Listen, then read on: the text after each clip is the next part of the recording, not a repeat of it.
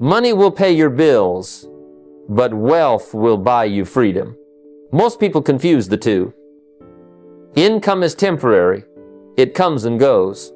Wealth is permanent. It works for you even when you're asleep.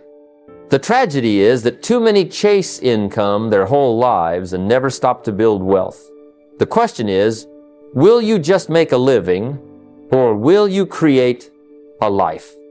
Most people spend their whole lives chasing income, but they never pause to realize that income alone will never set them free. You see, money that comes in and flows right back out is like water through your fingers. It keeps you alive today, but leaves you empty tomorrow. Wealth, on the other hand, is different. Wealth is what stays, multiplies, and works for you while you sleep.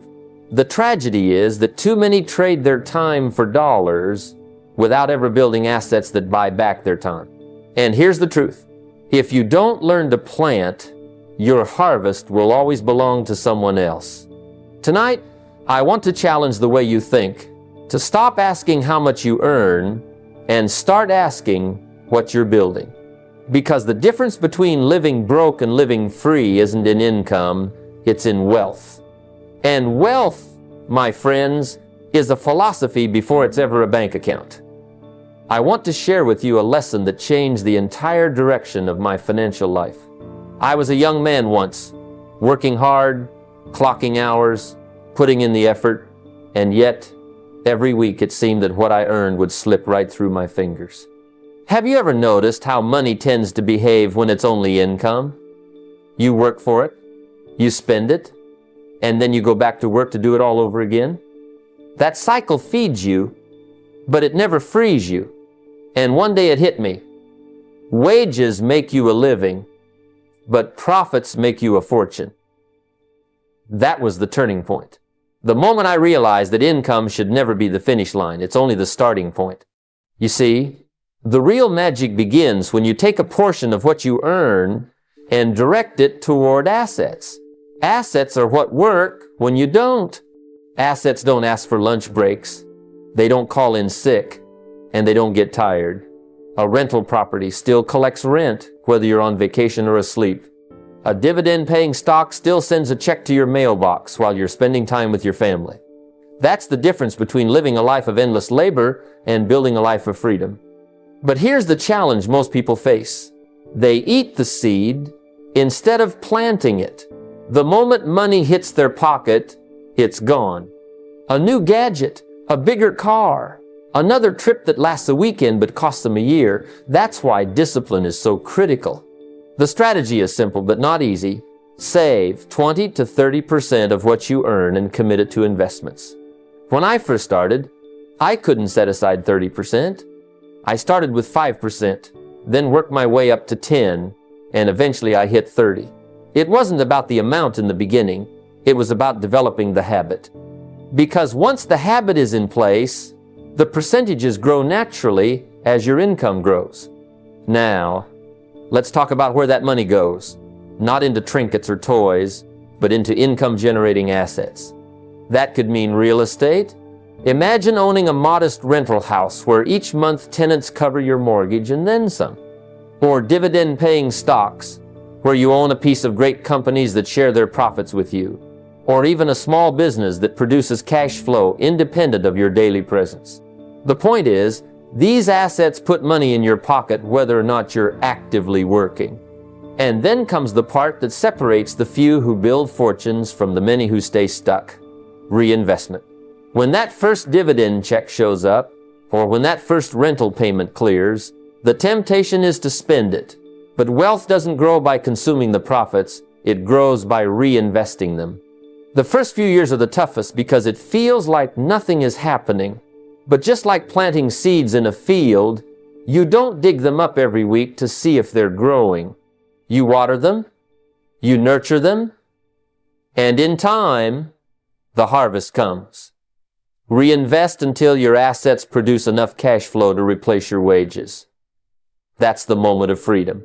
That's when you move from feeding yourself to freeing yourself. So here's the question you need to ask yourself. Are you working only for income, or are you converting income into assets? because income is temporary. It feeds you today. But assets are permanent. They free you tomorrow. And if you want to build a fortune, instead of just making a living, the path is clear. Save with discipline, invest with intention, and reinvest with patience. Because the goal is not just to work for money, the goal is to make money work for you. There was a time in my life when I worked hard, but I couldn't figure out why the money I earned wasn't enough to change my circumstances. I thought the answer was to simply work more hours, get up earlier, stay later, put in extra time.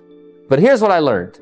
You don't get paid for time, you get paid for value. That realization changed everything for me.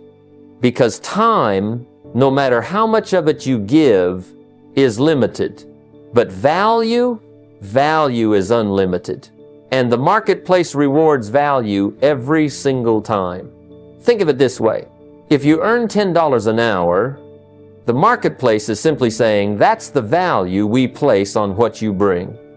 If you want more, you don't plead with your boss and you don't curse the system, you increase your value.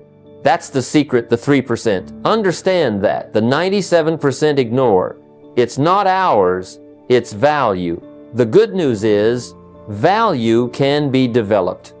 You can learn skills, you can refine talents, you can transform the way you show up. The person you are today is valuable at a certain level. But the person you can become is valuable at an entirely different level. I remember when I first learned to sell. At the beginning, I was clumsy, nervous, unsure of myself. And the marketplace rewarded me accordingly. Very little. But I stayed with it, studied communication, practiced persuasion, learned the art of listening. Over time, I wasn't just trading hours anymore. I was trading value. And value has leverage. In 1 hour, I could now accomplish what used to take me 10.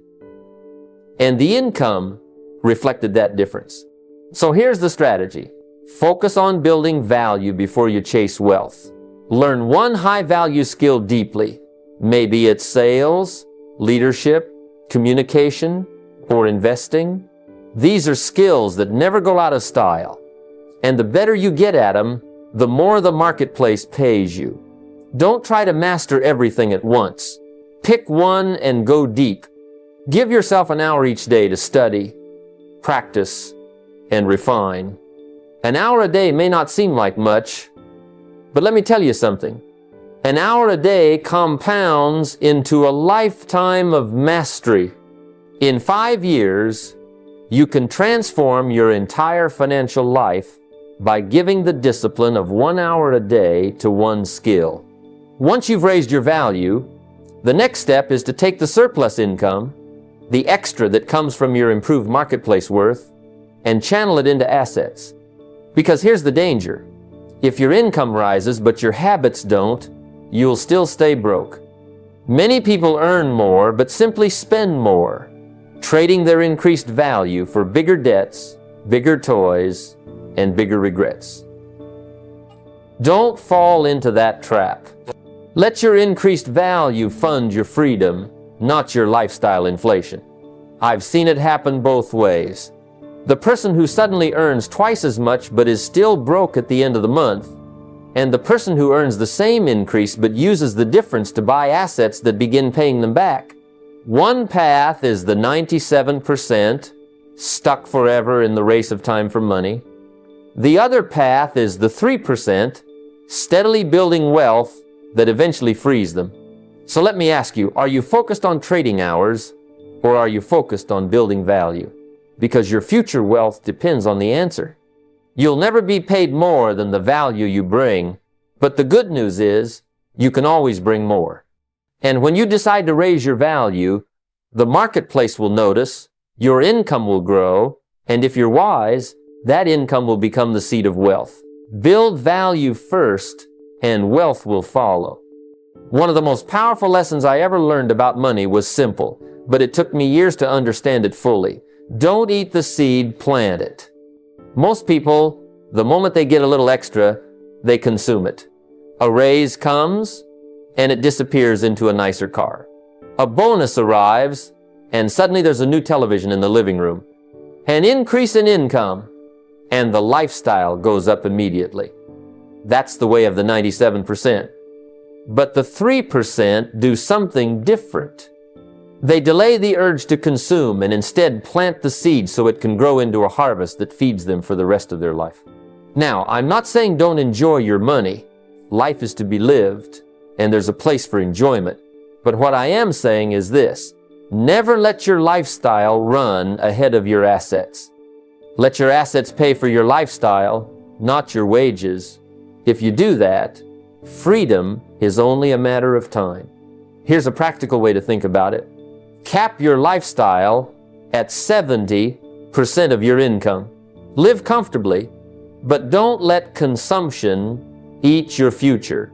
Take 20% and put it into investments, assets that grow and produce. And if you can, stretch yourself to increase that contribution every single year. Start at 20%, move to 25%, eventually 30%. What you're doing is systematically shifting power from consumption to compounding. I remember when I first started making more money, my instinct was the same as most. Spend it, enjoy it, show it. But I had a mentor who sat me down and said, don't buy luxuries with wages, buy luxuries with cash flow from assets.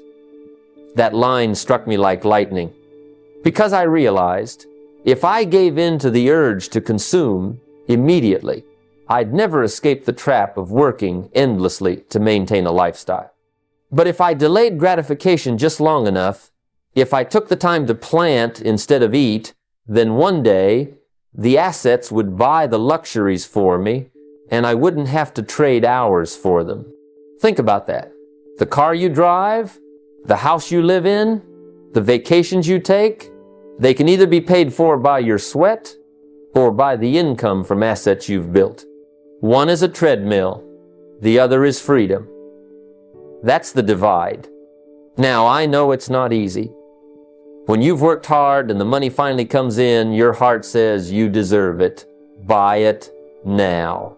And maybe you do deserve it. But you also deserve freedom. You deserve to live a life where money works harder than you do. And that requires discipline in the beginning. The discipline to consume less now so you can enjoy more later. The discipline to plant instead of eat. Every year, make it your goal to raise your investments, not just your lifestyle. If you got a raise, don't let all of it flow to expenses. Let a portion go to building assets. If your business profit increased, reinvest a bigger slice before you celebrate. The harvest is coming if you keep planting. And when the time finally comes to enjoy luxuries, make sure they're bought not with your wages, but with the fruits of your assets. That's when luxury becomes sweet. Because it doesn't enslave you, it frees you, it reminds you that discipline paid off, that patience was worth it, and that your choices created a life most only dream of. So let me say it again. Don't eat the seed. Plant it. Consume less now, invest more now, and one day your harvest will be so great that you'll live in abundance without ever worrying about running out. That's the true reward of wealth. One of the greatest illusions people live under is the idea that wealth comes from a single lucky break, a one-time event, or a stroke of fortune. They see someone who suddenly built a business, sold it, and became wealthy. They hear of an investor who picked the right stock or the right property at the right time, and they think that's how it happens. But the truth is far less glamorous and far more attainable. Wealth doesn't come from luck. It comes from disciplines. Not big disciplines once in a while, but small disciplines practiced every single day. Success isn't built overnight. It's compounded over years. A fortune is nothing more than the result of daily habits, done consistently, with patience and faith. And the beauty of this truth is that anyone can do it. You don't need to be born with wealth. You don't need to be a genius. You don't need a special connection. What you need is the ability to form habits and stick to them long enough for them to produce results. Let me give you an example. If you were to save just a few dollars a day and you invested it with discipline, the numbers would shock you. A small amount daily, like $5 or $10, compounded year after year, grows into something massive. Not because of the size of the contribution, but because of the consistency of the habit. Wealth doesn't reward intensity. It rewards consistency. That's why I always say, success is not complicated. It's not even mysterious. It's simple disciplines practiced daily. But here's the challenge. They are just as easy not to do as they are to do. Saving a few dollars daily is simple, but so is skipping it. Tracking your expenses weekly takes only a few minutes. But it's just as easy to say, I'll do it later. Reviewing your net worth quarterly requires no great effort. But it's easier to ignore it and hope things are fine. And this is where the divide happens. The 3% make those simple disciplines non-negotiable, while the 97% keep postponing them until regret arrives. I can still remember when I first started tracking my money. At first it felt unnecessary. I thought, why write all this down? Why review every expense? But then I realized, what gets measured gets improved. If you don't track it, you can't improve it. And once I saw the patterns where money was leaking, where I was wasting, I could adjust. Those small adjustments done consistently made a world of difference. And the same applies to net worth. Don't just measure income. Income feeds you for a moment, but net worth measures your progress toward freedom. Every quarter, sit down and ask, what am I worth today? How does that compare to 3 months ago? Am I growing or shrinking? Those answers will tell you if your disciplines are working. And if they're not, the answer isn't panic. The answer is adjustment. You see, the wealthy don't leave their future to chance. They build it habit by habit.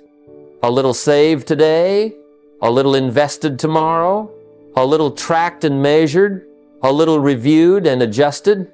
These are the bricks that build the mansion of financial freedom. Not one big brick, but many small ones, placed steadily, day after day. So don't despise small beginnings.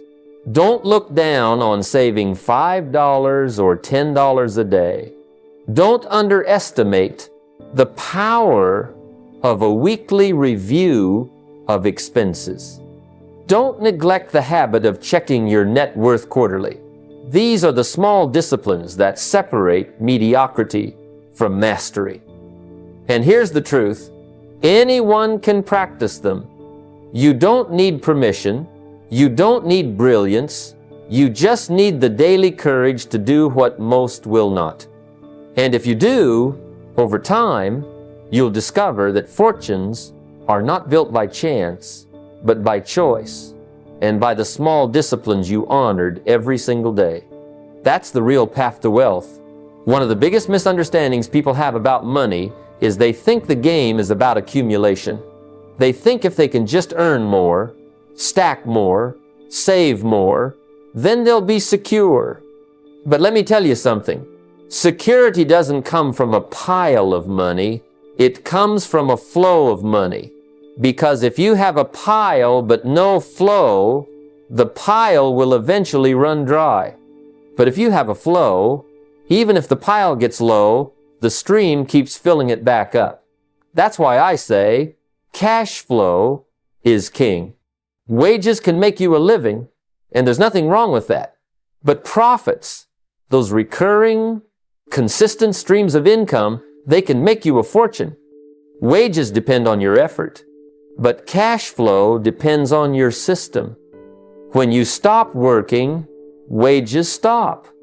But when you build cash flow, it doesn't stop just because you took a day off or even a month. That's the difference between survival and freedom.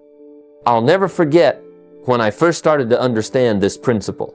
I was working hard, earning wages, and I thought that was the game. Then someone said to me, "Don't just work for money, let money work for you." At first it sounded too simple, but then I realized that's the entire secret to wealth. If you can set up systems where assets produce cash flow, you no longer live paycheck to paycheck. You live on streams that flow whether you show up or not. Think about it. A rental property that pays you every month, even while you sleep, a book you wrote or a course you created that sells while you're on vacation, a business that delivers profits whether you're in the office or not, dividend-paying stocks that deposit money into your account without you lifting a finger. These are not just ideas. They are the realities of those who build freedom, not just income. Now, here's the mistake most people make. They get some cash flow and then they consume it. They let lifestyle creep eat it up. But the wise reinvest it. The smart say, this stream isn't for toys, it's for building another stream. And then another, and another. That's how you move from one river to a system of rivers that never run dry.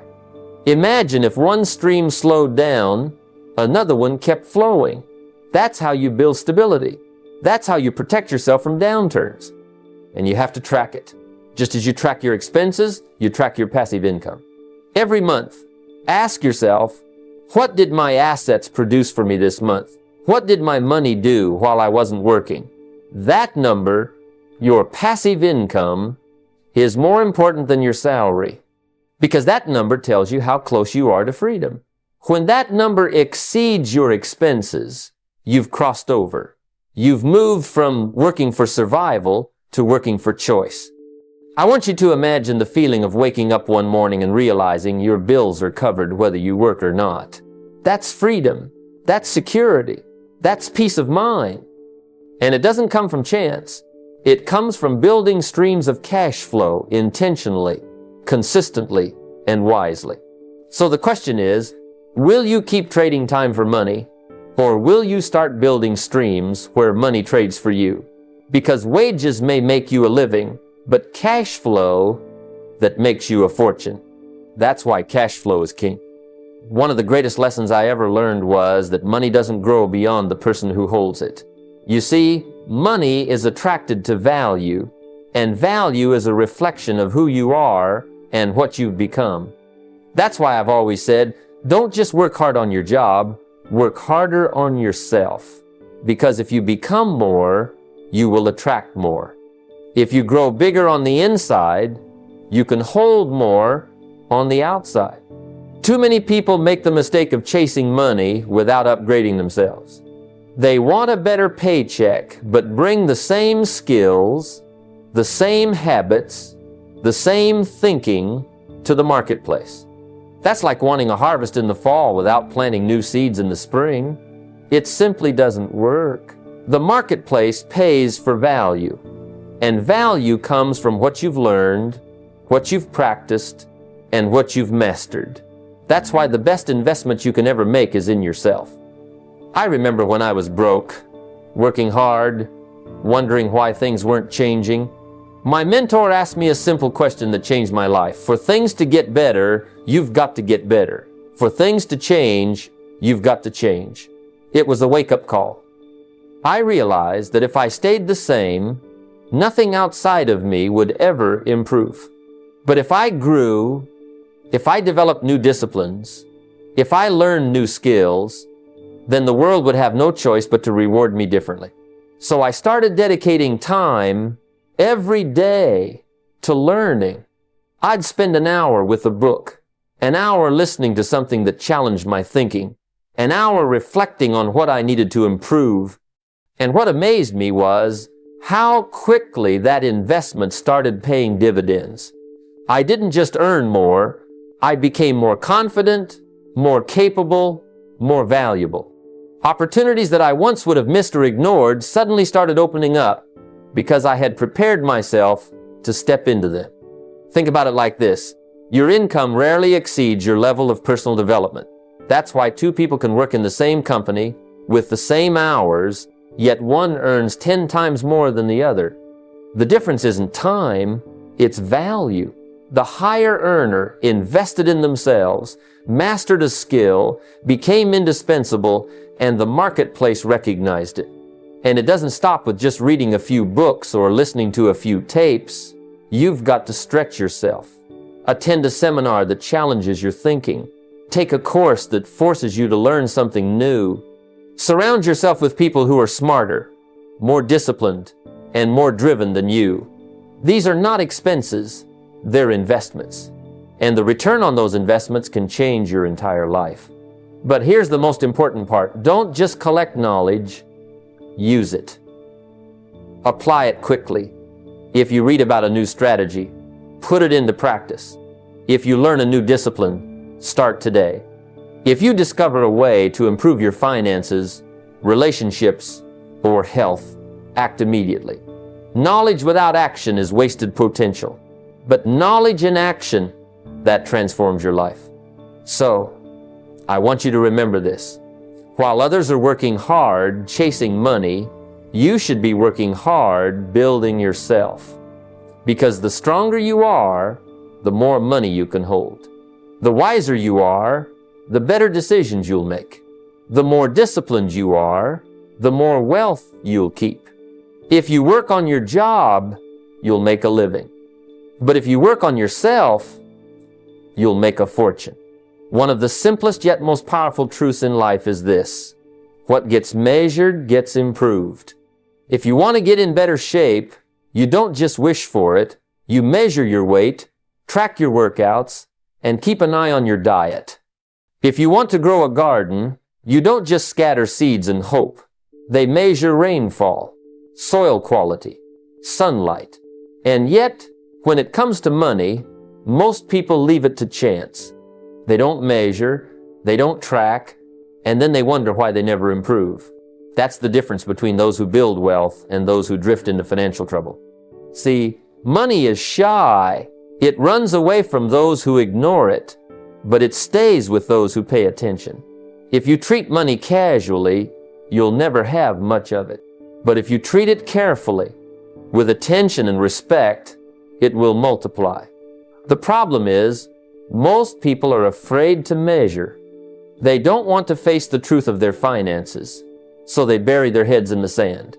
But here's the reality. You can't improve what you refuse to confront. If you don't know where your money's going, you'll never have enough of it. When I was young and broke, I kept wondering why I couldn't get ahead. Then I was taught the importance of tracking my numbers. My mentor asked me, "Do you know where every dollar you made last month went?" I didn't. He smiled and said, "That's why you don't have any." It hit me hard. From that day forward, I kept a journal of my money.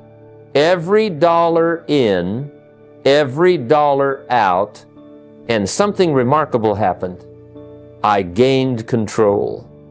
I started spotting leaks I never noticed before. Small things that seemed harmless, but added up to big losses over time. When I measured, I improved. So, here's the practical side. First, track your net worth quarterly. Sit down and calculate everything you own minus everything you owe. That number may shock you the first time, but it will open your eyes. And when you measure it every few months, you'll see progress. That progress fuels discipline. Suddenly, instead of spending without thought, you'll start thinking, will this decision improve my net worth or weaken it? That's powerful awareness. Second, monitor your income and expenses monthly. It doesn't matter whether you use a notebook, a spreadsheet, or an app. What matters is awareness. Every dollar should have a name. If you don't tell your money where to go, it will find its own way out the door. And the strange thing is, when you monitor it, you actually start enjoying the process. You feel empowered because you're no longer wondering where it all went.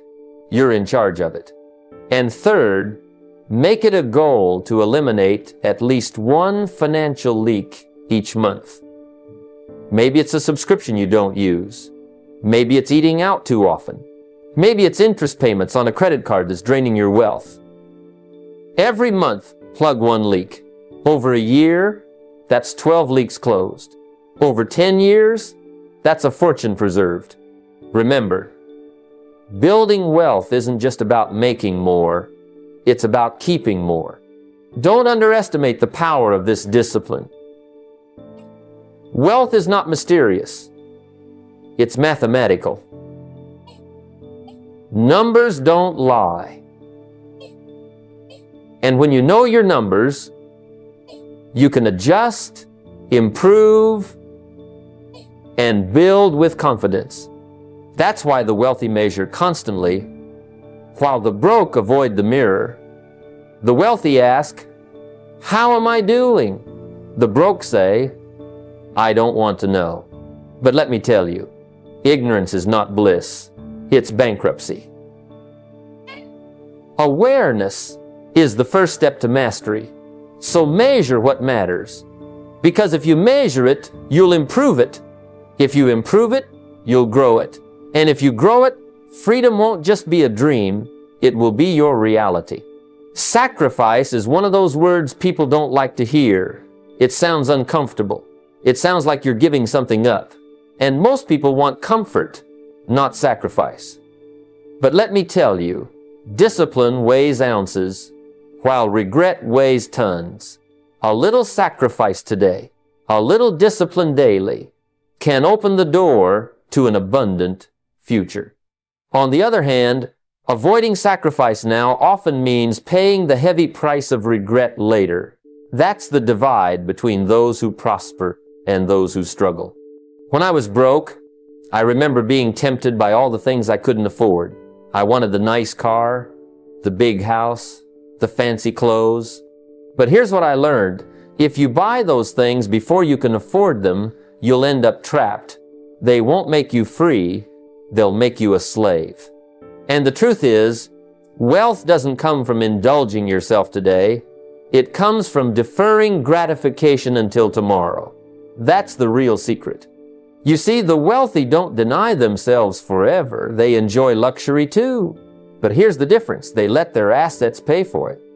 They buy the car, the house, the vacation only after they've built something that generates enough income to cover it without stress. The poor, on the other hand, buy toys first and hope to figure out the money later.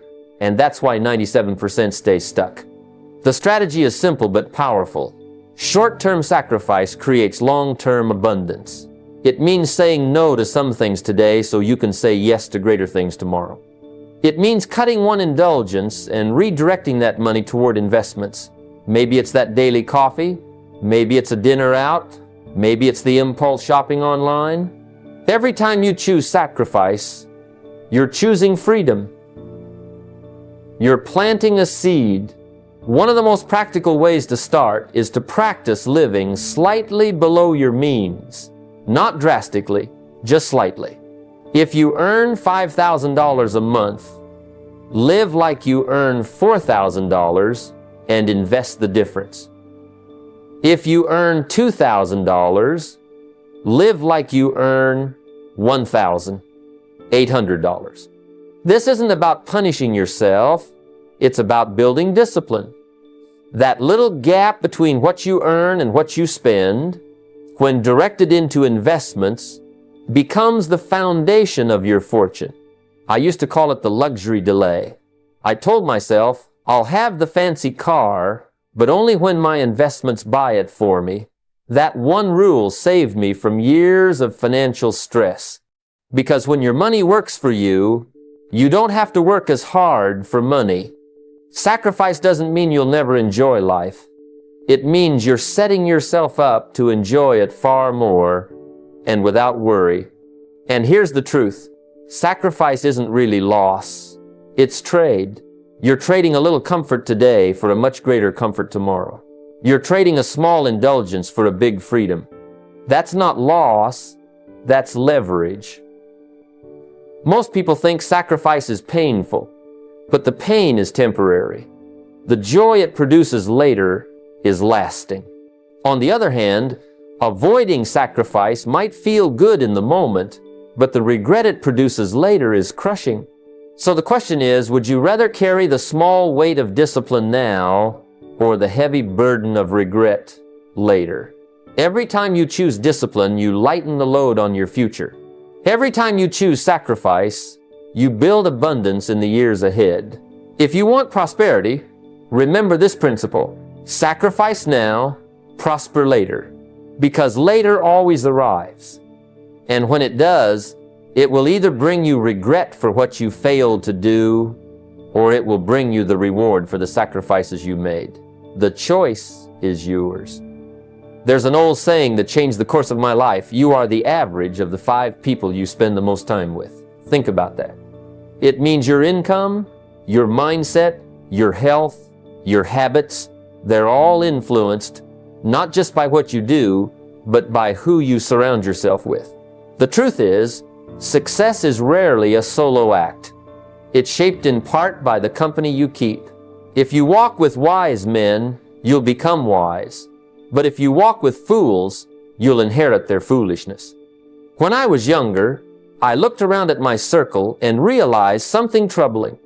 Most of the people I spent my time with had no plans for the future.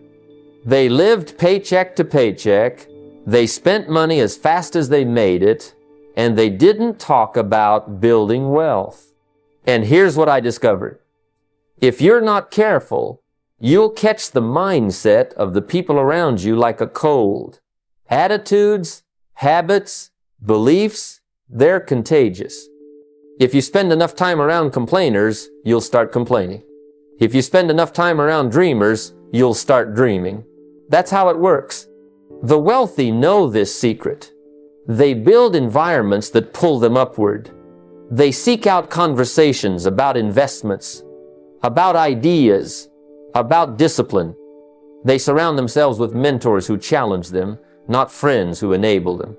They spend time with people who inspire them, who stretch their thinking, who make them ask, what more can I do with my life? That's the environment that breeds success. And it doesn't mean you abandon everyone you know. It means you choose intentionally where you spend your prime energy. If you spend 10 hours a week with people who waste time and complain, but only 1 hour a week with someone who inspires you, guess which influence will dominate? It's about proportion. Who gets your best hours? Who has your ear? Those choices will quietly determine your future. One of the smartest things I ever did was find mentors. Not all of them knew me personally. Some I found in books, some on tapes, some in seminars. But I made sure my mind was constantly fed by people who had achieved what I wanted. I learned their philosophies, their disciplines, their strategies, and over time my thinking began to change. The more my thinking changed, the more my results changed. The strategy is simple. Build an environment that pulls you toward wealth. Join a mastermind or a wealth network where the conversation is about growth and discipline, not gossip and complaints. Spend intentional time with mentors. Take them to lunch. Ask them questions. Listen more than you speak. And just as important, limit your exposure to negative or wasteful influences. You don't have to cut people out completely, but you do have to protect your mind. If someone drains your energy every time you're with them, spend less time there. Use that time to invest in yourself and in the company of those who lift you up. I'll tell you what happens when you do this. Your standards rise. Your vision expands. What once seemed impossible now feels normal because you're surrounded by people who are living it. And just by proximity, you begin to adopt their habits. It's like gravity pulling you upward. So ask yourself today, who are your 5? Who's shaping your thinking? Who's influencing your financial habits? Because your environment can be the greatest catalyst for wealth or the greatest anchor that holds you back. Choose wisely, because the company you keep is quietly writing the story of your future. One of the biggest mistakes people make when they finally start earning profits is they stop there. They let the money pile up in the bank, maybe even pat themselves on the back and think the work is done, But here's the truth. Money sitting idle is a missed opportunity. Money has one real purpose. It's a seed, and seeds are meant to be planted, not stored in jars on the shelf. If you don't plant them, they'll never grow into orchards. I learned this lesson the hard way. Early in my career, I had a stretch where the profits were coming in nicely. And instead of asking myself, where can I plant this to multiply? I let some of it sit, and worse, I spent some of it on things that looked good but didn't last. Fancy suits, a nice car, little luxuries that ate away at what could have been the foundation for something great. Looking back, I realized those dollars could have been employees working for me day and night if I had just put them into projects that created value. That's the real power of profits. When you use them to build systems, businesses, and assets that keep producing long after the work is done. See, wages will make you a living. Profits can make you a fortune. But profits channeled into projects can create a legacy. The strategy is simple. Don't let profits sit, and don't consume them too soon. Direct them into ventures that multiply. Real estate, for example, has been one of the great wealth builders throughout history. You buy a property, it generates rent, it appreciates over time, and suddenly one decision is feeding you for decades. Or take a business.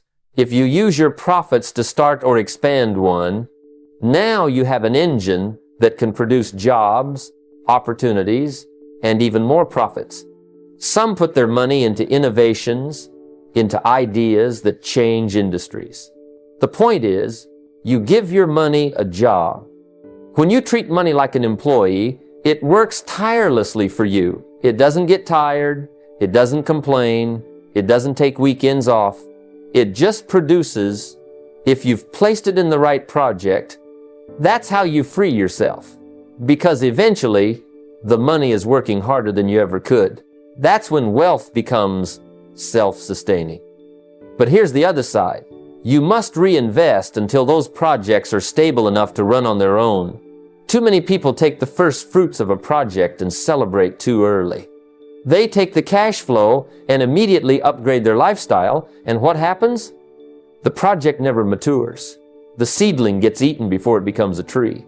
Resist that temptation. Reinvest those early profits. Strengthen the foundation, grow the orchard. Then, when it's producing more than you can consume, let it fund your luxuries. That way, you never shrink the tree, you just enjoy the fruit it produces season after season. And there's one more dimension. Don't just create projects for yourself. Create ventures that outlive you. When you channel profits into something that serves others, that creates value beyond your lifetime, now you're building legacy wealth. A business that employs people, a foundation that funds education, investments that your children and grandchildren can benefit from. That's wealth with purpose. That's when your money becomes more than numbers in an account. It becomes a force for good, a story that continues even after you're gone. So the philosophy is clear. Don't just pile up money, put it to work. The strategy is to channel it into multiplying projects. And the practice is simple.